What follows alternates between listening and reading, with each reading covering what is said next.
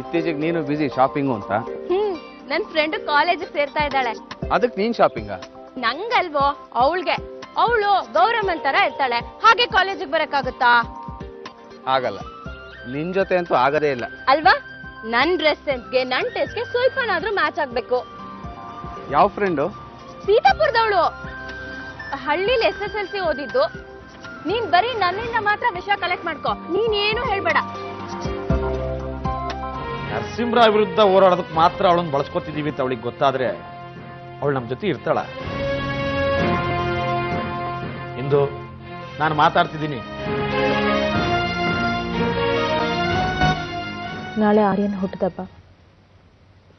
ಹೌದು, ನಾಳೆನೇ ದಾಮೋದರ ಆರ್ಯನ್ ಹುಟ್ಟದಬ್ಬ ಅಂತ ಮಾತ್ರ ನೆನ್ಪಿಟ್ಕೊಳ್ತೀನಿ. ದೇವ್ರು ದೊಡ್ಡ ಆಟ ಆಡ್ಬಿಟ್ಟ. ತಾಯಿ ಆಗೋ ಖುಷಿನ ಕೊಟ್ಟು ಅವತ್ತೇ ವಿಧವೆ ಅನ್ನೋ ಪಟ್ಟನೂ ಕೊಟ್ಬಿಟ್ಟ. ಇನ್ ಮುಂದೆ ನನ್ನ ಮಗನ ಹುಟ್ಟದಬ್ಬ ಮಾತ್ರ ಆಚರಿಸ್ಬೇಕು ಅಂತ ನಿರ್ಧಾರ ಮಾಡಿದ್ದೀನಿ. ಒಳ್ಳೇದು. ದುಃಖ ನಮಗೆ ಕುಗ್ಸುತ್ತೆ. ದುಃಖಕ್ಕೆ ಕಾರಣವಾದವ್ರ ಬಗ್ಗೆ ಸೇಡ್ ಬೆಳೆಸಿದ್ರೆ ಅದಿನ್ನೂ ನಿಶಕ್ತಿ ತರುತ್ತೆ. ಹಾಗಾದ್ರೆ ನರಸಿಂಹನ್ ಕ್ಷಮಿಸಿದ್ಯಾ? ಬೆನ್ನು ಚೂರಿ ಹಾಕಿದವನ್ಗೆ ಕ್ಷಮೆನಾ? ಸಾಧ್ಯನೇ ಇಲ್ಲ. ನೋಡಿ, ಬರುವಾಗ ಒಬ್ಬರೇ ಬರಬೇಕು. ಪೊಲೀಸ್ನವ್ರಿಗೆ ಹೇಳಿದ್ರೆ ನಿಮ್ ಬಣ್ಣನೇ ಬಯಲಾಗೋದು.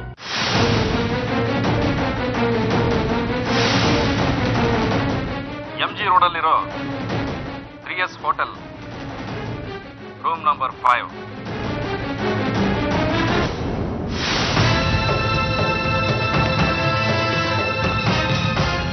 ನೀನ್ ನನ್ ಜೊತೆ ಬರ್ತೀಯಾ? ಅಮೃತ, ಏನ್ ಗೊತ್ತಾ, ಆರ್ಯನ್ ಬರ್ಡೇ, ಅವನಿಗೆ ಗಿಫ್ಟ್ ತಗೋಬೇಕು ಕಣೆ. ಅದೆಲ್ಲ ನನ್ಗೆಲ್ ಗೊತ್ತಾಗುತ್ತೆ ಅಮೃತ. ನೀನ್ ಹೋಗ್ಬಿಟ್ ಬಾ. ನಾನೇ ಸೆಲೆಕ್ಟ್ ಮಾಡ್ತೀನಿ, ಆದ್ರೆ ನೀನ್ ನನ್ ಜೊತೆ ಬಾ. ನನ್ಗೊಬ್ಳಿಗೆ ಹೋಗಕ್ ಒಂಥರ. ಅದ್ ಹಾಗಲ್ಲ, ನಾನ್ ದೇವಸ್ಥಾನಕ್ಕೆ ಹೊರಟಿದ್ದೀನಿ. ಏನ್ ಬೋರಿಂಗೆ ನೀನು. MG ರೋಡ್ಗೆ ಹೇಗ್ ಹೋಗ್ಬೇಕು? ಅಲ್ಲಿ ಯಾವ್ದು ದೇವಸ್ಥಾನ ಇಲ್ವಲ್ಲ? ನನ್ಗಲ್ಲ, ನನ್ ಫ್ರೆಂಡ್ಗೆ. ಊರಿಂದ ಬಂದಿದ್ದಾಳೆ, ಅವಳು ಹೋಗ್ಬೇಕಂತೆ. ಊರ್ನವ್ರಿಗೆಲ್ಲ ಹೆಲ್ಪ್ ಮಾಡು, ನನಗ್ ಮಾತ್ರ ಏನು ಹೆಲ್ಪ್ ಮಾಡ್ಬೇಡ. ಆಟೋದಲ್ಲಿ ಕೂತ್ಕೊಂಡ್ರೆ MG ರೋಡ್ ಅಂತ ಹೇಳಕ್ ಹೇಳೋ, ಕರ್ಕೊಂಡೋಗ್ ಬಿಡ್ತಾನೆ. ನಿಮ್ಮ ಧರ್ಮಪತ್ನಿ ಸಾವಿತ್ರಿ ಅವರು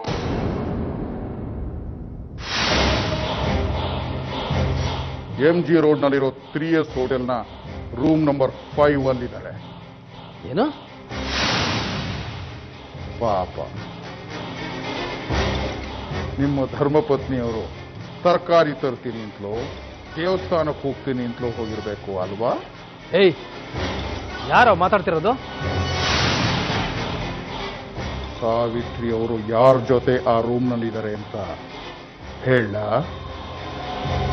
ಏಯ್ ಇಡಿಯಟ್, ಇಡ್ರ ಫೋನು.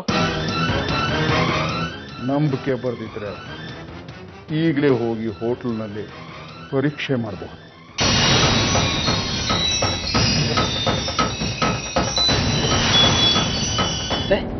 ಸಾವಿತ್ರಿ ಇಲ್ಲಿ?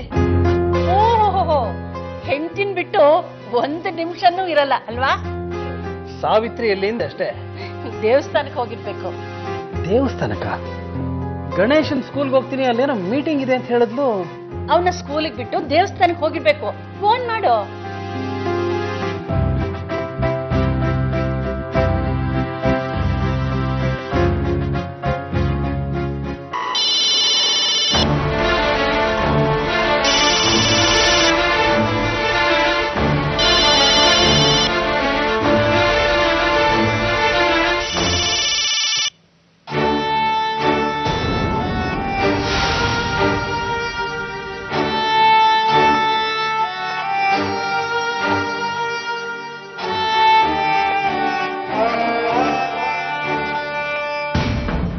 ಸಾವಿತ್ರಿ ಮನೆಯಿಂದ ಹೊರಗೆ ಹೋಗ್ಬೇಕು.